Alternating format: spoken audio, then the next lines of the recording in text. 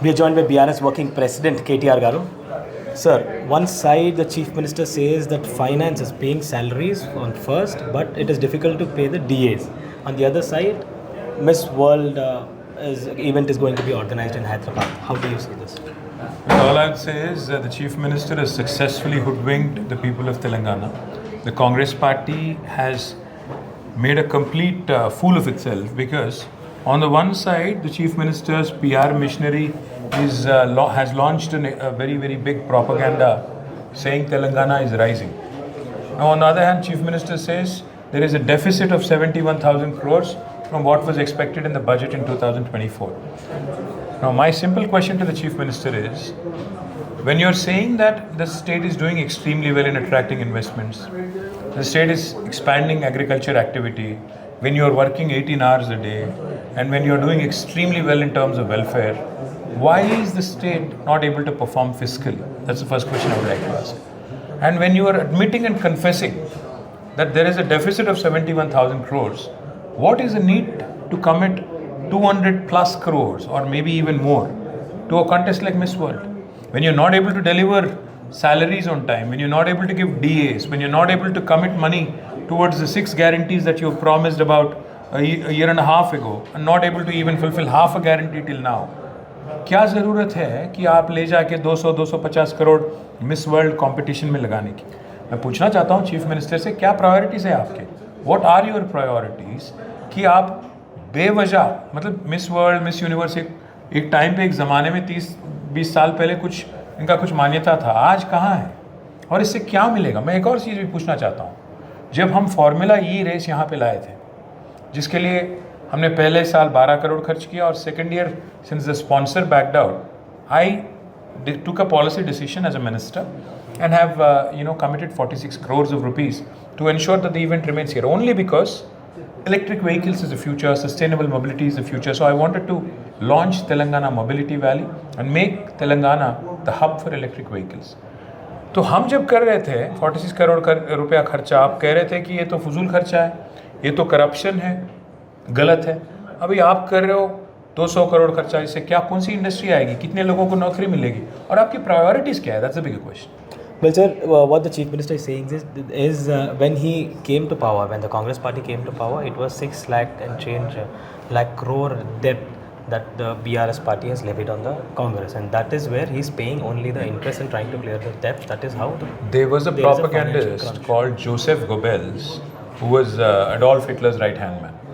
Now I think Joseph Goebbels has reincarnated himself and has become Revant Reddy, because ये आदमी जो है इतना झूठ बोलता है, इतना हैबिचुअल लायर है.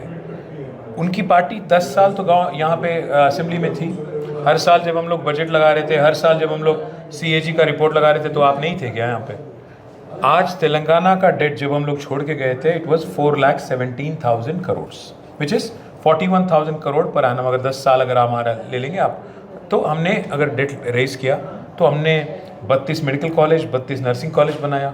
दुनिया का सबसे बड़ा इरिगेशन प्रोजेक्ट हमने बनाया यहाँ पे कालेश्वरम. हर घर पे हमने नल पहुँचाया. हर वेलफेयर स्कीम हमने बहुत सैचुरेशन मोड में अमल किया. किसानों को 4.5 लाख करोड़ हमने डिफरेंट स्कीम्स के जरिए हमने पहुँचाई. मैं पूछना चाहता हूँ चीफ मिनिस्टर से, हमने 10 साल में हमने पूरा डेट रेज किया 4,17,000 करोड़ का. आपने एक साल में 1,60,000 करोड़ का डेट आपने रेज किया क्या? एक नया प्रोजेक्ट हमें दिखा दीजिए, एक स्कीम आप हमें दिखा दो, एक गारंटी जो अमल आपने किया दिखा दो.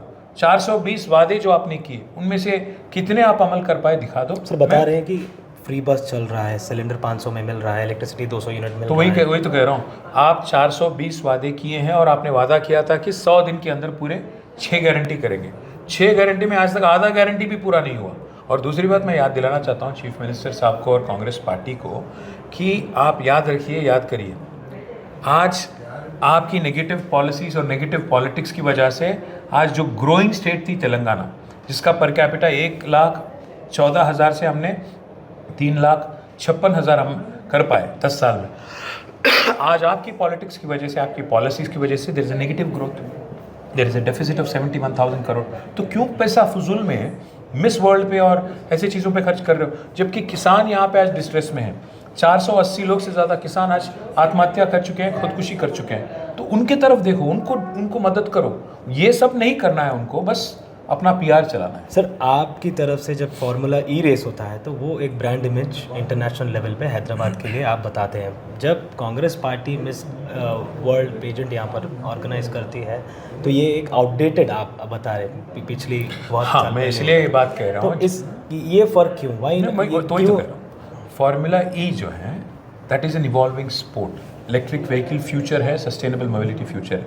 हम रेस चलाने के लिए रेस नहीं लाए हैं यहाँ पे।